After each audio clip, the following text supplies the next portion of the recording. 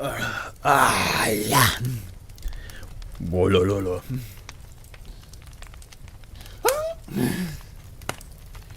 My birthday is soon.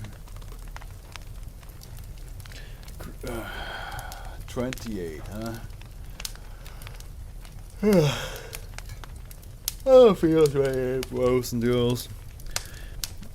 I don't feel like it. I don't know.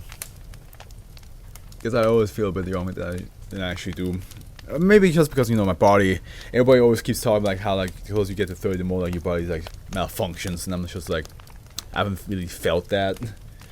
Yeah, I felt like pain here and there, but that's like maybe like through me working out wrong or something like that. But other than that, I haven't really gone through that whole like your body will not do what you want to do phase.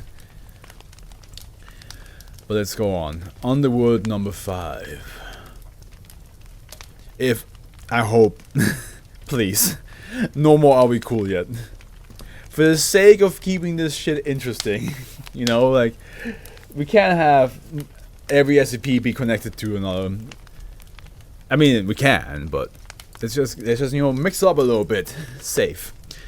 SCP-1804 is to be housed in a secure office at Site 19. Any text produced by SCP-1804 showing anomalous properties shall be treated as a safe memetic SCP, given the next sequential SCP designation number and stored in hard copy only format in an adjacent secure document locker. Footnote says, anomalous documents produced prior to containment shall be identified SCP-1804- whatever that NNNA means, and documents produced after containment shall be identified SCP-1804-NNNB, where NNN is the next sequential identifier. Oh god, this is gonna be... I can already probably tell this is gonna be one of those ones I might not fully understand what the hell is going on. Text produced by SCP-1804 may only be copied as part of an authorized experiment, and such copies must be destroyed upon test completion. After any testing, test subjects must be given Class A amnestics to remove knowledge of the contents of any anomalous text documents. SCP-1804 is a fully functional Underwood Model 5 typewriter with a US key layout, manufactured at some time between 1925 and 1928. The machine shows signs of wear consistent with relatively frequent use, as well as several parts that seem to have been replaced and/or serviced during its lifetime. No part of the mechanism is atypical for this model of typewriter, and the materials used in its construction show no abnormalities. When SCP-1804 is used to produce text, the text produced may exhibit anomalous properties. Anomalous effects will not be present if the majority of text is not original to the document being typed. If such properties are present, they will manifest by triggering abnormal cognitive and/or emotional reactions in subjects upon reading the text.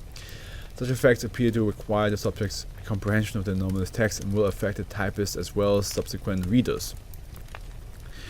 So if it's written in English, and as long as you can understand English, whatever happens, you will get some reaction out of it. Okay.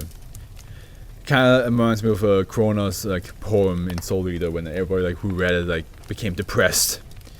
The exact nature of these effects appear to vary based on the semantic content of the text, the state of mind of the typist, and the intended purpose of the text. When text produced by SCP-1804 shows anomalous properties, those properties will manifest in any copies that retain the exact same semantic meaning as the original typewritten manuscript. This includes photocopies, transcription, and OCR scans.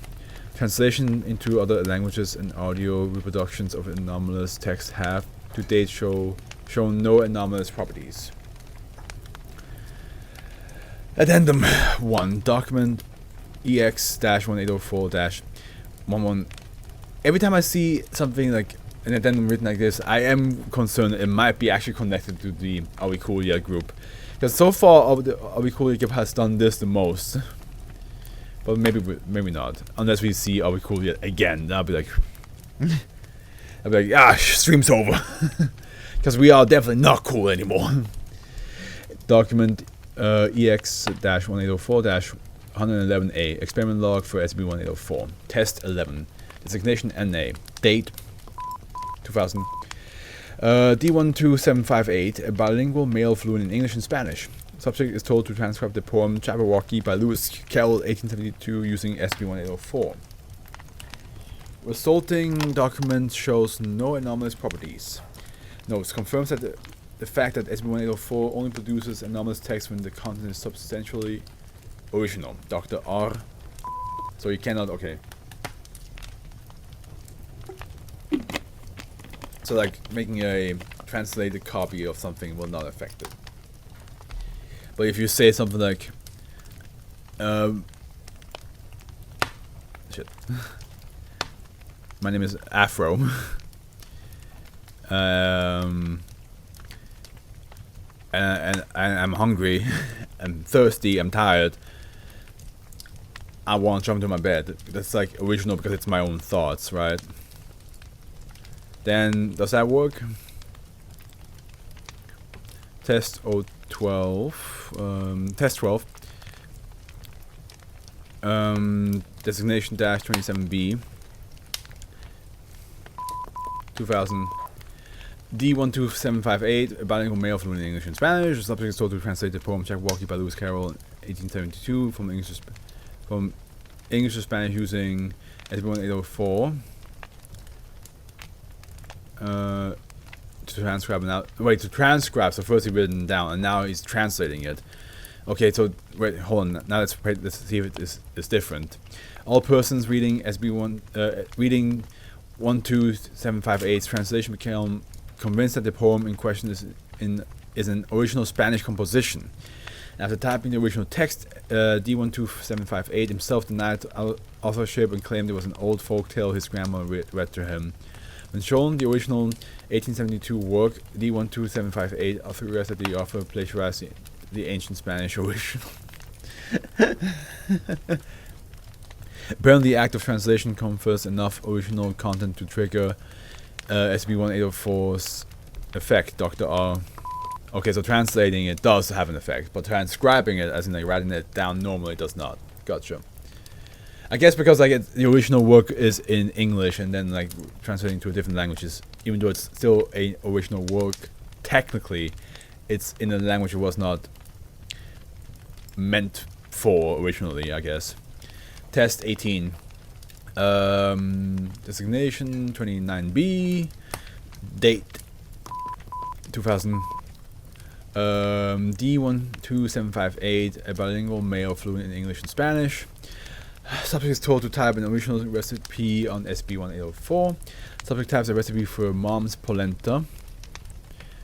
D12758 has been convicted of murdering his mother and her live-in boyfriend. Oh boy. Subject who read the recipe developed an aversion to corn and cornmeal-based foodstuff to the point of nausea. No anomalous effects were noted when the recipe was prepared and served to subjects who had not read the recipe. SB1804's effects seem to be influenced quite a bit by the psychological state of the typist, Dr. R. Yeah, I was about to say, like, it's interesting that like they gained aversion to the food, not a liking to the food. But now we know that that's because like the subject, you know, despised the mom and probably despised the polenta as well. Test 37. Designation 101B. Date 12/2000 to 19th 2000.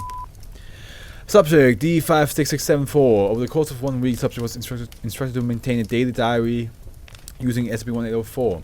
The psychological state of the subject progressively degraded, showing worsening signs of depression and paranoid delusion. By day 7, the subject was convinced that the foundation was replacing parts of her body with pieces of SB1804. That is a heavy claim. For example, she believes her teeth were typewriter keys, her fingers were typed bars, and her tongue had become a spool of typewriter ribbon. Ew.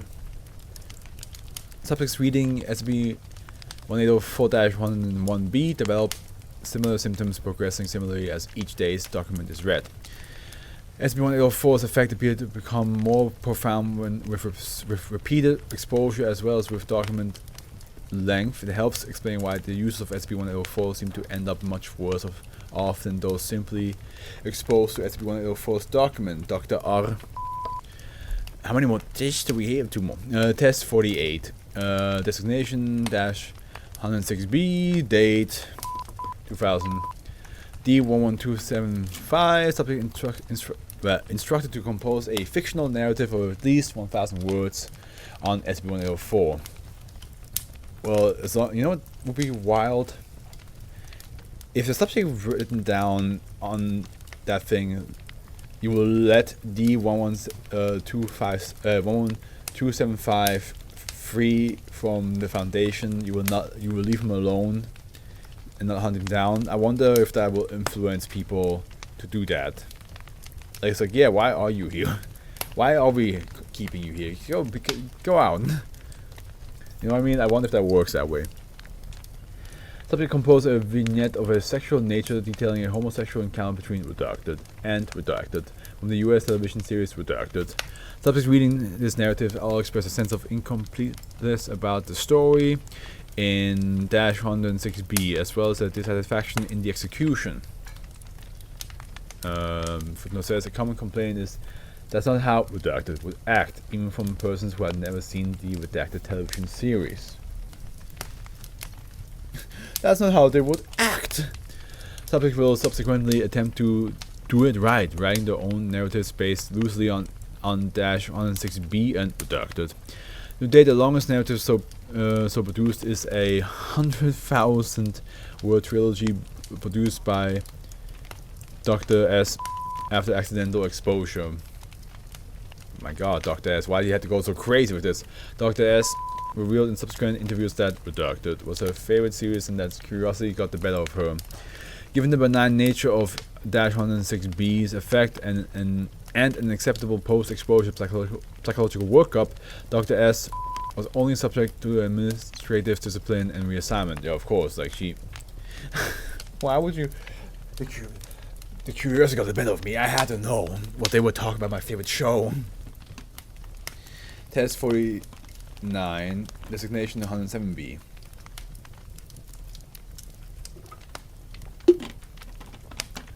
Date is always fucking the same, isn't it? 2000. Subject D22138. Subject exposed to -106B, the one we had before. Then instructed to compose a fictional narrative of at least 1,000 words on SCP-1804. Results Redacted. Turns out that was not a great idea, Dr. R. Yeah, of course not. Somebody just a moment ago written a 100,000 word trilogy. What made you think that would be a good idea to continue with that test? Addendum to document RL-1804-101A. Oh god, more tests. I guess. Recovery log from SCP-1804. Select the list of documents produced by SCP-1804 prior to containment. I think this is the longest SCP so far we had to read. But it's because yeah, it is. Designation -1A. -1A was a newsletter of the Redacted Society, written in 1973 by Mrs. L. G. The newsletter was reproduced via a spirit duplicator running it to approximately 150 copies, aka Diddle Machine. The newsletter compiles a number of popular conspiracy theories of the time, particularly those involving the assassination of various political figures. Enormous effects are confined to subjects who read -1A in whole and in order. The newsletter is over 30,000 words long, so effective exposure prior to containment was limited. Those who are affected begin to show typical signs of paranoid schizophrenia, including delusions of persecution focusing around one or more public figures. Come on. No particular relationship between targets of this fixation and -1A has been found. Symptoms progress over time, and subjects are likely to plan and carry out violence against the public figures that are the target of their fixation. Containment notes -1A was recovered by the Foundation in 1981 after several detectives involved in the investigation of the murder were diagnosed with similar psychological problems at around the same time. Now we have -1A footnote, originally designated SCP-1 and 1981 has a footnote recovery of -1A predates the recovery of SCP-1804 by years.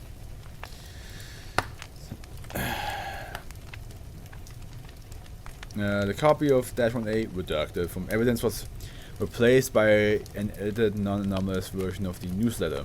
To date, copies of -1A have been recovered or confirmed destroyed. -2A and 3A. -2A, -3 and -2A, -3 are two undated documents authored by Mrs. L. G. in her capacity as a history teacher at Redacted High School in Redacted between 1961 and 1975. Both were reproduced via a spirit duplicator similar to -1A. Both are multiple choice quizzes. 2A concerns events of the US Civil War, and 3A concerns the period of the Great Depression. Anomalous effects: all subjects after reading either document will answer each question in exactly the same manner. A subject will answer 19 of 20 questions correctly on -2A and 18 of 20 correctly on 3A. Subject will answer the same questions incorrectly with the same response. All subjects, regardless of prior knowledge of American history, will believe all provided answers, including incorrect ones, are accurate. No attempt to convince an affected subject otherwise has been successful. 2A and 3A were recovered along with our 300 other non-anomalous documents offered by Mrs. G as part of the investigation of -1A. There's a lot of footnotes, isn't there? So -2A has original designation SCP-2, and I think that's the same here, right? Yeah, instead of 2 is 3.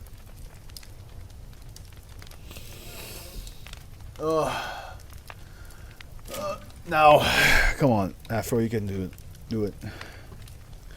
Investigation 13, okay. It is theorized that the majority of the non-anomalous documents, all teaching materials from Mrs. G's American History class, were composed on SCP-1804, but lacked enough original content to trigger an anomalous effect. And footnote 14. The type of recovery it was believed Mrs. Was the source of the anomalous effect. It was recovered from an inpatient psychiatric facility by the Foundation and designated SCP. She was uncooperative and, due to her psychological state, was unable to provide the Foundation with any usable data before redacted, resulting in her termination.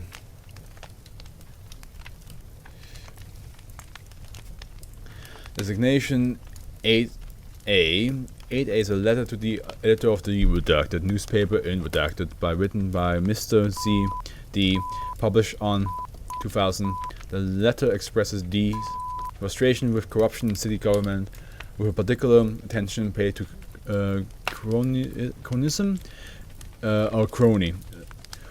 in awarding a liquor license to the Bucking Bronco Saloon, despite numerous complaints about solicitation and violation of city ordinance regulating Gentlemen's Club. Anomalous effects: subjects reading the letter will develop a strong aversion to public displays of a sexual nature, especially any form of commercial transaction involving sexuality. Subjects will become convinced that all such activity is always illegal regardless of the specific statutes in their current jurisdiction. When confronted directly by someone engaged in such a practice, the subject will be hostile and may respond violently.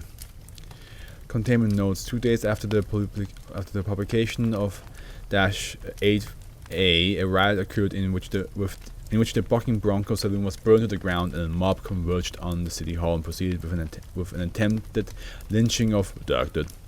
Foundation agents arrived as authorities were attempting to suppress the riot and began containment with aerosol dispersal of amnestics.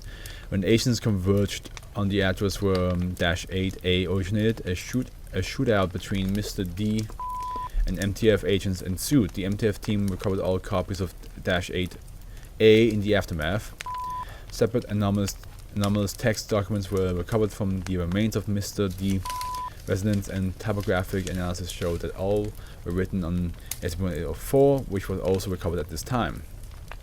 This analysis also tied SCP-1804 to 7 prior SCPs contained by the Foundation. Designation 13A. 13A is a fraudulent suicide note written by Mr. A. C on 1939 as part of an elaborate scheme to avoid redacted. A. C was discovered by authorities living under an assumed name in redacted and extradited 1947 to face trial.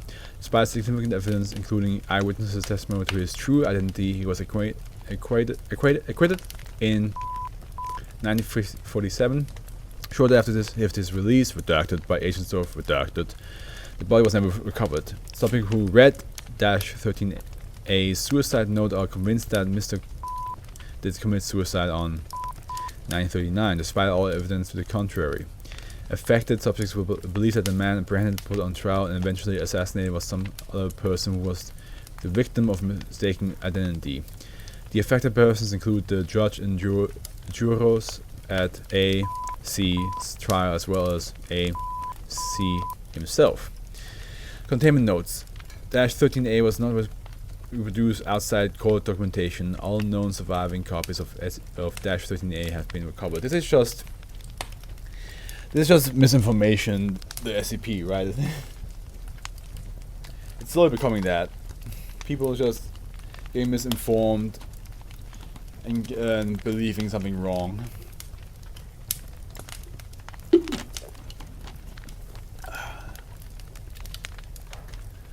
Okay.